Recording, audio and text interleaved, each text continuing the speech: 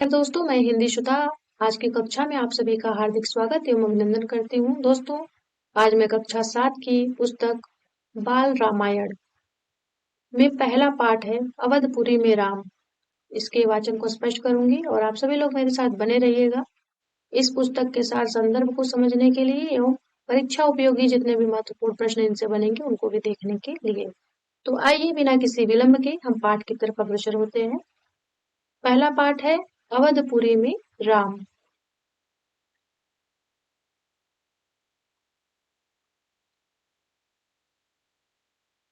यह कथा अवध की है और बहुत पुरानी है।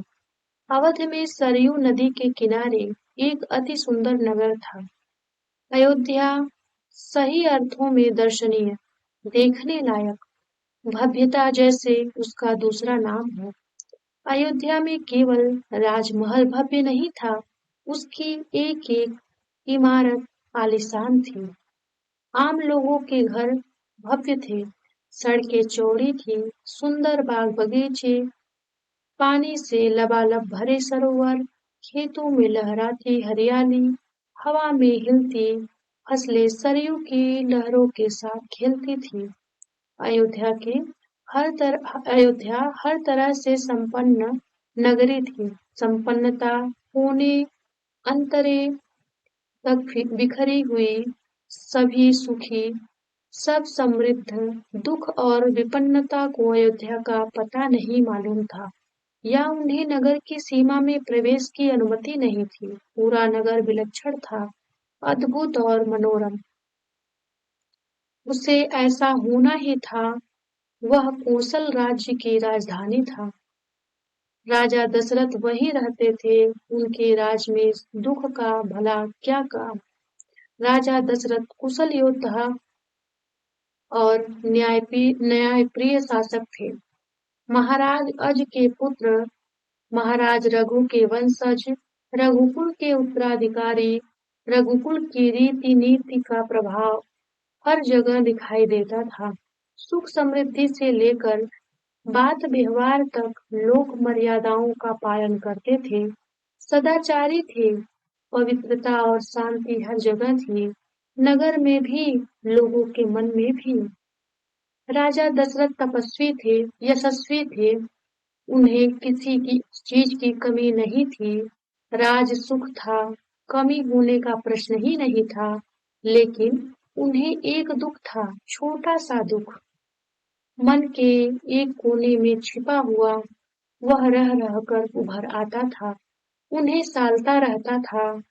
उनके कोई संतान नहीं थी। सालना का तात्पर्य है उन्हें सताता रहता था, उन्हें दुख देता रहता था। आयु लगातार बढ़ती जा रही थी। उनकी 3 रानियां थीं, कौसल्या, सुमित्रा और कैकेयी।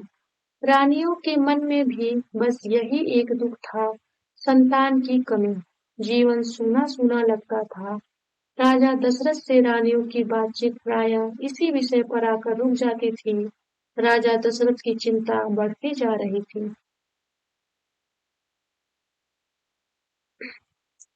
बहुत सोच विचार कर महाराज दशरथ ने इस संबंध में वशिष्ठ मुनि से चर्चा की।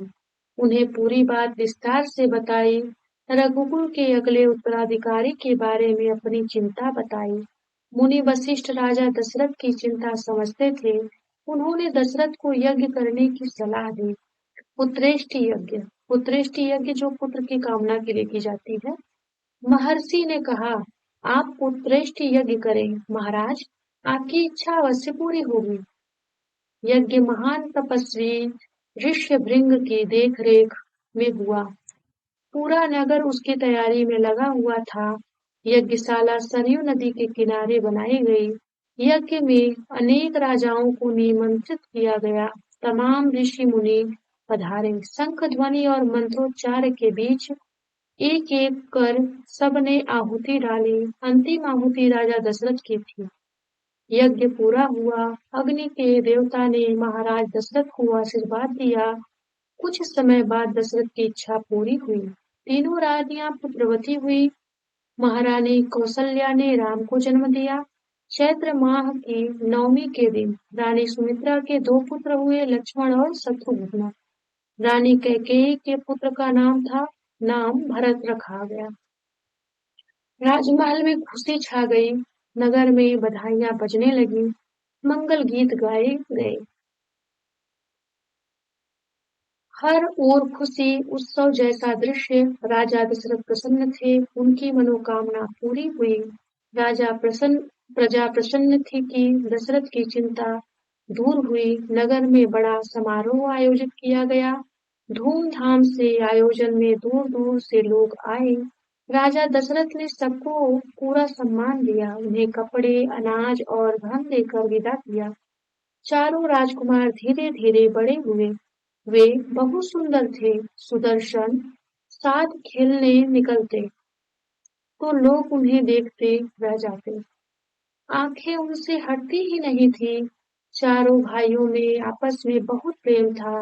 वे अपने बड़े भाई राम की आज्ञा मानते थे। खेल कूद में लक्ष्मण प्रायः राम के साथ रहते। भरत और शत्रुघ्न की एक अलग जोड़ी थी। और बड़े होने पर राजकुमारों को शिक्षा दीक्षा के लिए भेजा गया। उन्होंने कुशल और अपनी विद्या में दक्ष गुरुजनों से ज्ञान अर्जित किया, शास्त्रों का अध्ययन किया, शस्त्र विद्या सीखी। चारों राजकुमार कुशाग्र बुद्धि थे, जल्द ही सब विद्याओं में पारंगत हो गए। राम इसमें सर्वोपरि थे। उनमें कई अन्य गुण भी थे, विवेक, शालीनता और न्यायप्रियता। राजा दशरथ को राम सबसे अधिक प्रिय थे। ज्येष्ठ पुत्र होने के कारण और इन मानवीय गुणों के कारण भी। राजकुमार कुछ और बड़े हुए, विवाह योग्य। नगर में इसकी चर्चा होने लगी। महाराज दशरथ भी ऐसा ही चाहते थे। अपनी संतानों के लिए सुयोग्य वधुएं परिजनों में चर्चा पहले से ही हो रही थी। बाद में पुरोहितों को भी इसमें शामिल कर लिया गया। अयोध्या का राजमहल एक दिन ऐसी ही चर्चा चल रही थी, गहन मंत्रणा। तभी एक द्वारपाल घबराया हुआ अंदर आया। उसने सूचना दी कि महर्षि विश्वामित्र पधारे हैं। महाराज दशरथ तत्काल अपना आसन छोड़कर खड़े हो गए, द्वार की ओर बढ़े, महर्षि की आगवानी करने। उन्हें लेकर दरबार में आए। विश्वामित्र को ऊंचा आसन दिया गया। विश्वामित्र कभी स्वयं राजा थे, बहुत बड़े और बलशाली। बाद में अपना राजपाट छोड़ दिया, संन्यास ग्रहण कर लिया, जंगल चले गए। वहीं उन्होंने अपना आश्रम बनाया। उन्होंने सिद्धाश्रम नाम दिया। महर्षि के स्वागत सत्कार के बाद दशरथ ने कहा, महर्षि आज्ञा दे, मैं आपकी क्या सेवा कर सकता हूँ? आप अपने मन की बात कहिए, आपकी आज्ञा का पूरी तरह पालन होगा। राजन, मैं जो मांगने जा रहा हूँ उसे देना आपके लिए कठिन होगा। आप आज्ञा दीजिए महर्षि, मैं उसे पूरा करने के लिए तत्पर हूँ, बिल्कुल नहीं हिचकूंगा। मैं सिद्धि के लिए एक यज्ञ कर रहा हूँ। अनुष्ठान लगभग पूरा हो गया है, लेकिन 2 राक्षस उसमें बाधा डाल रहे हैं। मैं जानता हूँ कि उन राक्षसों को केवल एक ही व्यक्ति मार सकता है, वह राम है। आप अपने ज्येष्ठ पुत्र को मुझे दे दें ताकि यज्ञ पूरा हो। विश्वामित्र ने कहा। दशरथ पर जैसे बिजली गिर पड़ी, वह अचकचा गए। उन्हें उम्मीद ही नहीं थी कि मुनिवर उनसे राम को मांग लेंगे। उनके ज्येष्ठ पुत्र, उनके सबसे प्रिय दशरथ चिंता में पड़ गए। विश्वामित्र दशरथ की दुविधा समझ रहे थे। उन्होंने कहा, मैं राम को केवल कुछ दिनों के लिए मांग रहा हूँ, यज्ञ 10 दिन में संपन्न हो जाएगा। महाराज दशरथ दुखी हो गए, पुत्र वियोग की आशंका से कांप उठे। दरबार में सन्नाटा छा गया। दशरथ की दशा देखकर मंत्री चिंतित थे, पर चुप थे। महर्षि वशिष्ठ शांत थे। इतने में दशरथ कांप कर बेहोश हो गए। होश आया तो डर ने उन्हें फिर जकड़ लिया। मूर्छित होकर दोबारा गिर पड़े, संज्ञा शून्य पड़े रहे। महर्षि विश्वामित्र का क्रोध बढ़ता जा रहा था। दरबार सशंकित था। किसी अनिष्ट की आशंका से वे कुछ समझ नहीं पा रहे थे। महर्षि और महाराज के बीच संवाद में कुछ बोलना उचित भी नहीं था। मुनि वशिष्ठ चुपचाप आकर महाराज दशरथ के पास खड़े हो गए। थोड़ी देर बाद दशरथ उठे। स्वयं को संभालते हुए उन्होंने महर्षि से विनती की, महामुनि, मेरा राम तो अभी 16 वर्ष का भी नहीं हुआ है। वह राक्षसों को उससे कैसे लड़ेगा? राक्षस मायावी हैं। वह उनका छल कपट कैसे समझेगा? उन्हें कैसे मारेगा?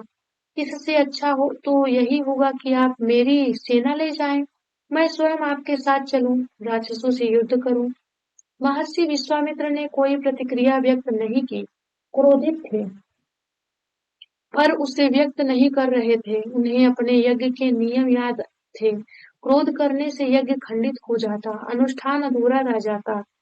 मैं राम के बिना नहीं रह सकता, महामुनि, एक पल भी नहीं। आप राम को छोड़कर जो चाहे मांग ले, उसे मत ले जाइए। मैं राम को नहीं दूंगा, बिल्कुल नहीं। वह मेरी बुढ़ापे की संतान है। मैं उससे बहुत प्रेम करता हूँ। महर्षि का क्रोध भभक उठा। दरबार, मंत्रीगण और ऋषि मुनि सकते में आ गए। आप रघुकुल की रीति तोड़ रहे हैं राजन, वचन देकर पीछे हट रहे हैं। यह बर्ताव कुल के विनाश का सूचक है। आप जानते हैं कि मैं स्वयं दुष्ट राक्षसों का संहार कर सकता था, लेकिन मैंने संन्यास ले लिया है। अगर आप राम को नहीं देंगे तो मैं यहाँ से खाली हाथ लौट जाऊंगा। बात बिगड़ती देख मुनि वशिष्ठ आगे आए। महाराज दशरथ को समझाया। राम की शक्ति के बारे में, प्रतिज्ञा तोड़ने के संबंध में, महर्षि विश्वामित्र के साथ रहने पर राजकुमार राम को होने वाले लाभ के बारे में। राजन, आपको अपना वचन पूरा करना चाहिए। रघुकुल की रीति यही है। प्राण देकर भी आपके पूर्वजों ने वचन निभाया है। आप राम की चिंता न करें। महर्षि के होते उसका उनका कोई कुछ नहीं बिगाड़ सकता। महाराज दशरथ की चिंता कुछ कम हुई, पर मन अब भी खिन्न था। पुत्र विछोह का दुख सभी तर्कों पर भारी पड़ रहा था। गुरु वशिष्ठ ने कहा, महाराज, महर्षि विश्वामित्र सिद्ध पुरुष हैं, तपस्वी हैं, अनेक गुप्त विद्याओं के जानकार हैं। वह कुछ सोचकर ही यहाँ आए हैं। राम उनसे अनेक नई विद्याएं सीख सकेंगे। आप राम को महर्षि विश्वामित्र के साथ जाने दें, राम को उन्हें सौंप दें। दशरथ ने मुनि वशिष्ठ की बात दुखी मन से स्वीकार कर ली, लेकिन वह राम को अकेले नहीं भेजना चाहते थे। उन्होंने विश्वामित्र से आग्रह किया, कहा कि वे राम के साथ उनके छोटे भाई लक्ष्मण को भी ले जाएं। महर्षि विश्वामित्र ने महाराज दशरथ का यह आग्रह स्वीकार कर लिया। राम और लक्ष्मण को तत्काल दरबार में बुलाया गया। महाराज दशरथ ने उन्हें अपने निर्णय की सूचना दी। दोनों भाइयों ने उसे सहर्ष स्वीकार कर लिया, सिर झुकाकर आदर सहित। इसकी सूचना माता कौशल्या को दी गई। बताया गया कि राम और लक्ष्मण वन जा रहे हैं। महर्षि विश्वामित्र के साथ नितांत गंभीर माहौल में स्वस्ति वचन हुआ। शंख ध्वनि हुई, नगाड़े बजे। महाराज दशरथ ने भावुक होकर दोनों पुत्रों का मस्तक चूमकर उन्हें महर्षि को सौंप दिया।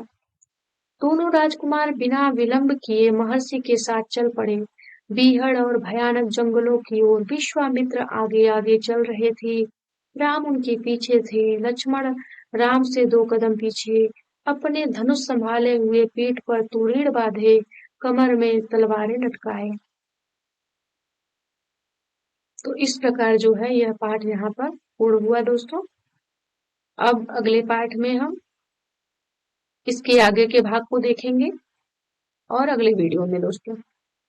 तो इसमें कुछ महत्वपूर्ण चीजें देख लेते हैं। प्रश्न को देख लेते हैं दोस्तों। प्रश्न क्या है?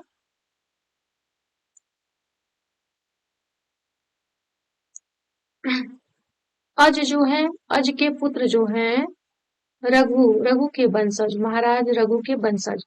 तो अज है, ये ध्यान रखिएगा, जो दशरथ जी हैं, महाराज दशरथ हैं, उनके वो किसके वंशज हैं? जो रघु के वंशज हैं, ये दशरथ हैं, महाराज दशरथ हैं।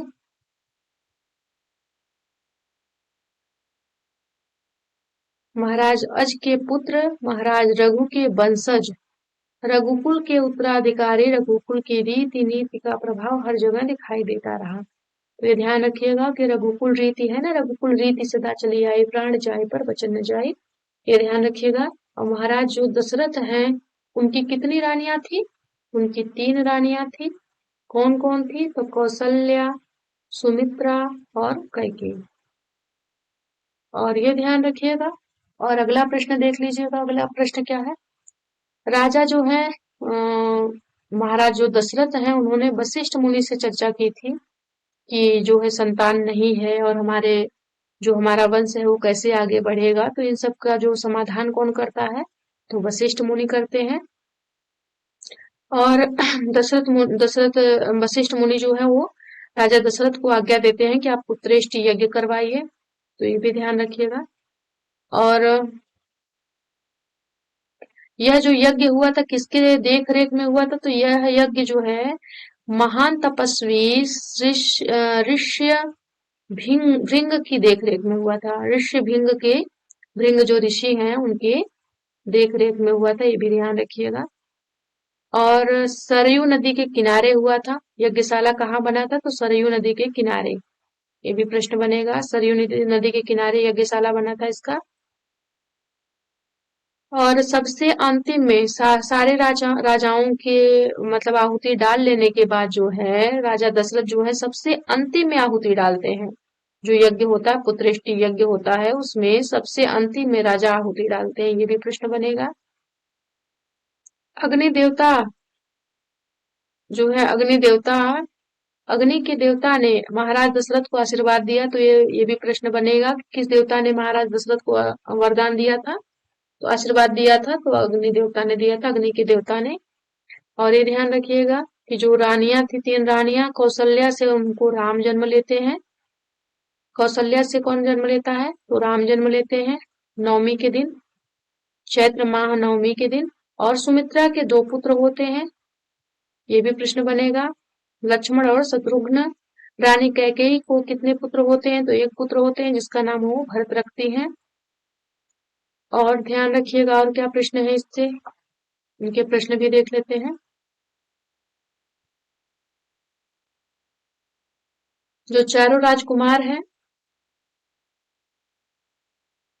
हाँ, और इसमें एक प्रश्न ये भी आता है,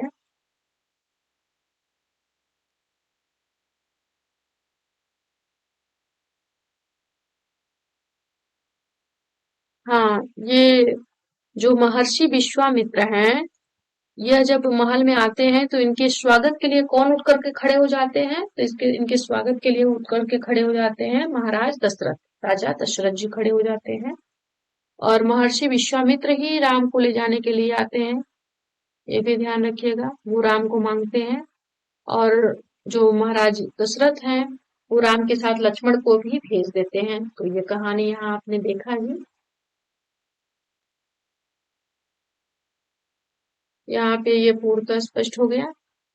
राम कितने साल के हैं जब वो जंगल में जाने को तैयार होते हैं? तो 16 साल के हैं, 16 वर्ष के हैं, ये ध्यान रखिएगा। 16 वर्ष के हैं। राम कितने वर्ष के हैं? तो 16 वर्ष के हैं। और विश्वामित्र पहले एक राजा थे, बाद में वो जो है क्या होते हैं? सन्यासी बन जाते हैं, तो महर्षि बन जाते हैं, तपस्या करने लगते हैं, ये भी यहाँ प्रसंग आता है। और विश्वामित्र के पास जो है बहुत सारी शक्तियां होती हैं, बहुत सारे मंत्र होते हैं उनके पास। वो एक सिद्ध पुरुष के रूप में हमारे सामने आते हैं, ऐसा वशिष्ठ मुनि जी कहते हैं कि विश्वामित्र जो है वो सिद्ध पुरुष हैं, तपस्वी हैं और बहुत सारी अनेक गुप्त विद्याओं को जानने वाले हैं, जानकार हैं। ये भी प्रश्न आता है यहाँ पे। तो यहाँ पे जो है हमने जितने भी प्रश्न थे वो हमने देख लिए कि राम और लक्ष्मण दोनों लोग बन जाते हैं। किसके साथ जाते हैं? तो विश्वामित्र के साथ जाते हैं। और वशिष्ठ मुनि जो है वह पुत्रेष्टि यज्ञ के लिए सलाह देते हैं, किसको? राजा दशरथ को। बाकी इसके जितने भी छोटे छोटे पार्ट हैं वो सभी स्पष्ट करके मैं पूरे प्रश्नोत्तर को आपको स्पष्ट करूंगी दोस्तों। इस पाठ से, इस पुस्तक से जितने भी महत्वपूर्ण प्रश्न बनेंगे वो सभी आपको स्पष्ट हो जाएंगे। सिर्फ आप हमारी कक्षा में प्रतिदिन जुड़िए, आप देखेंगे कि आपको एक एक प्रश्न जो है सहजता और सरलता से स्पष्ट होते रहेंगे दोस्तों। इन्हीं के साथ धन्यवाद, नमस्कार दोस्तों, अगली कक्षा में पुनः